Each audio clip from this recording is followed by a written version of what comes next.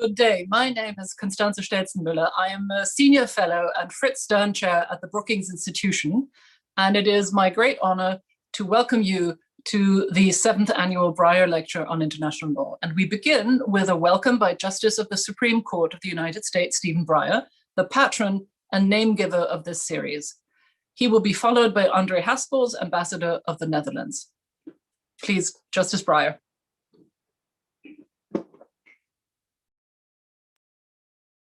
Well, thank you. I really want to say thank you for having me to welcome people, but primarily because Brookings gives this series of lectures, and it is a world where it's more and more important that people judges and lawyers and everybody else understand that what happens in other countries beyond their own shores affects them a lot.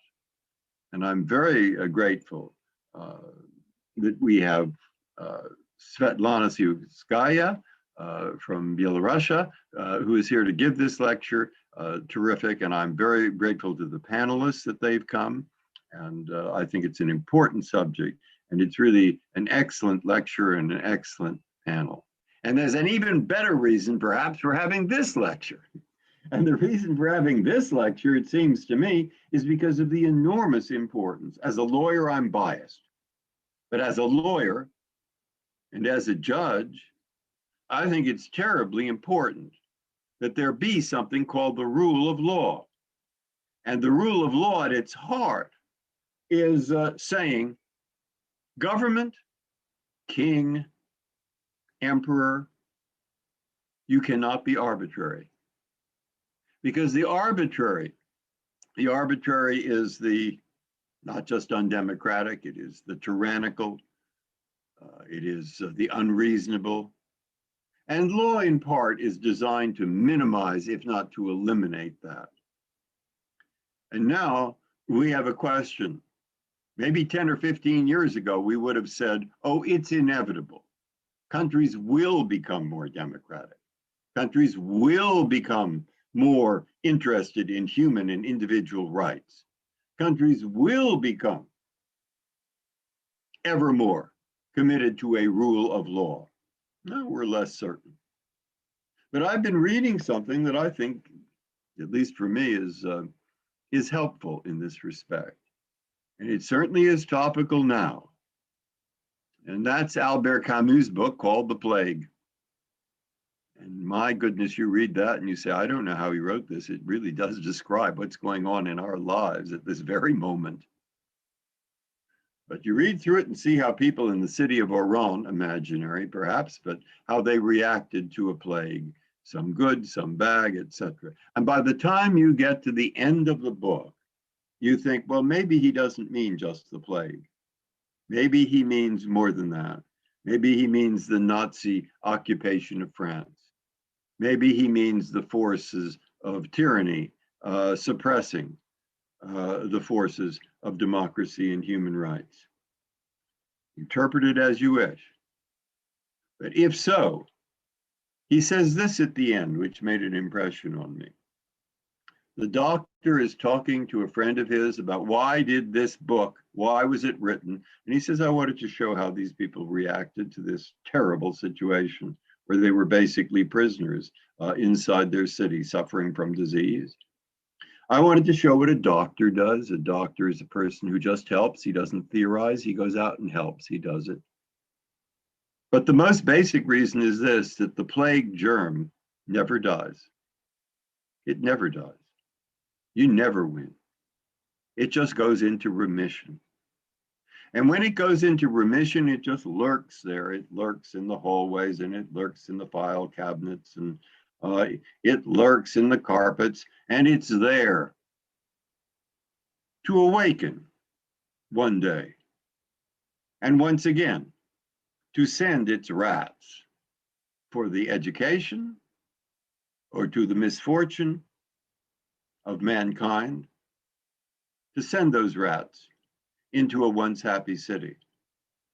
So it's there, it's there, it's always there. It's always threatened to come back, no matter where we live, no matter how secure we are. And in my mind, of course, I think that the rule of law, and I think of our working continuously for an expansion of human rights, for an understanding of their importance, for the need to respect other people's points of view, even when you don't agree with them, for the need to decry arbitrary actions and tyrannical actions, even when you think, well, maybe they were good in this instance. Forget that.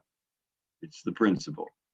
And unless you're working for the principle continuously, well, you're not going to have it. The rats will be back. That's what Camus says. And therefore, I'm glad you have this lecture, because the lecture brings together people who are interested in that continuous effort. Continuous, result uncertain, never know, but you just keep going to stop the arbitrary and to work for one weapon against those rats, one weapon being democracy, human rights, and a rule of law.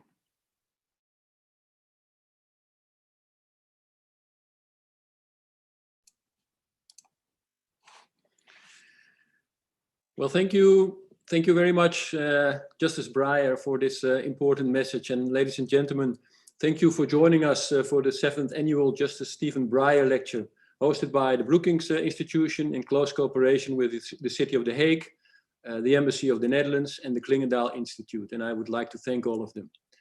I'm sure you know that we had to cancel last year's lecture, due to the pandemic, and we are holding this year's event online for the same reason. And though I'm really sorry that we cannot meet in person and that I can't offer you lunch at my residence, I'm happy to see that our online audience is bigger than previous years. So that's a good thing. We, the Kingdom of the Netherlands, strongly supports the Breyer Lecture and its goal to advance the cause of international law.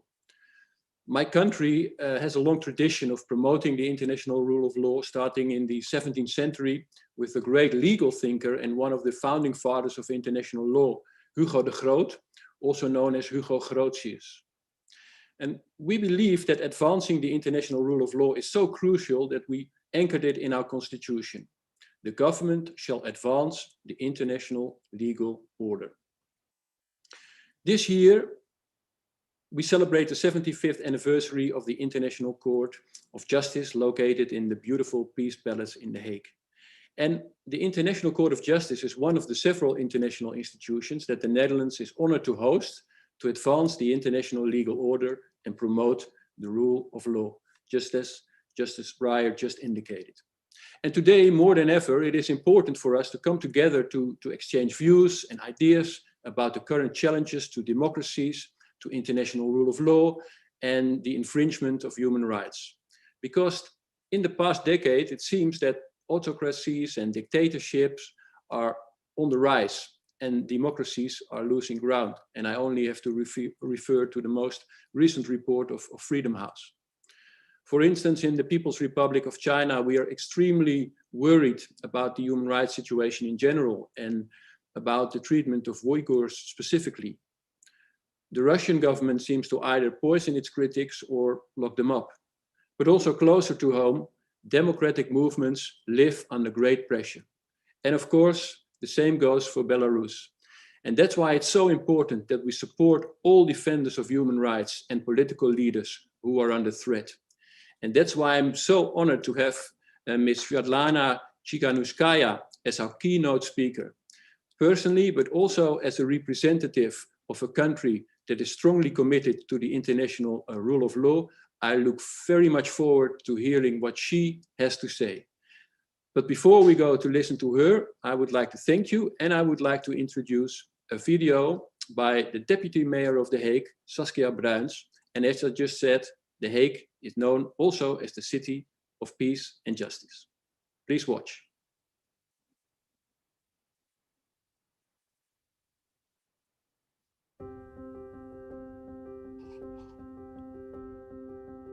Ladies and gentlemen, I have always used the Justice Breyer Lecture as a platform to speak about human rights, the rule of law and democracy.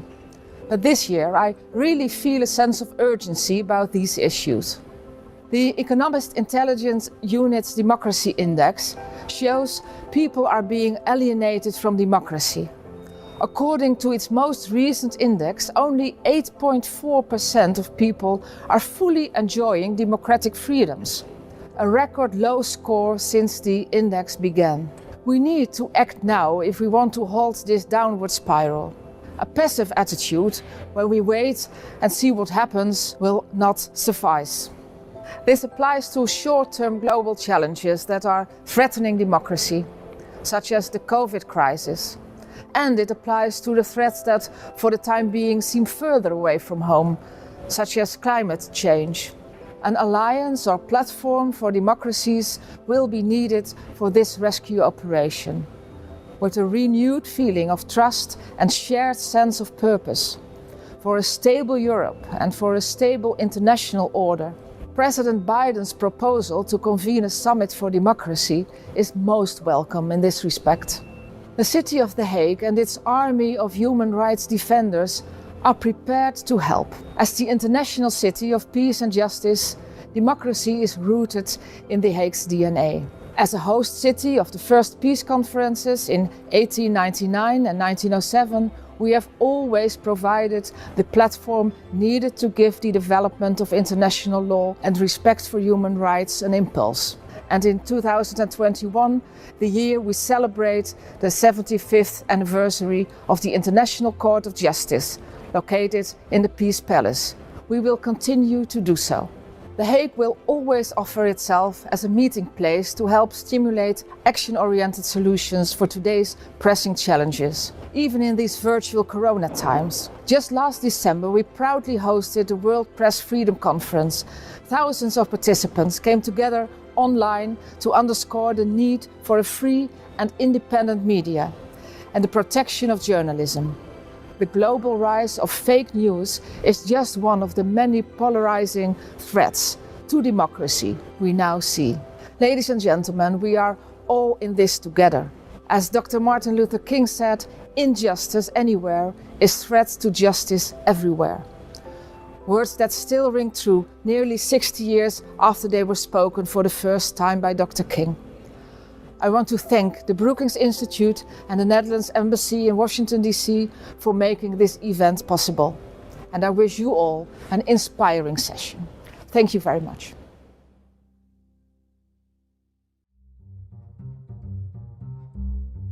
Thanks for watching. Be sure to like and subscribe for more videos from Brookings.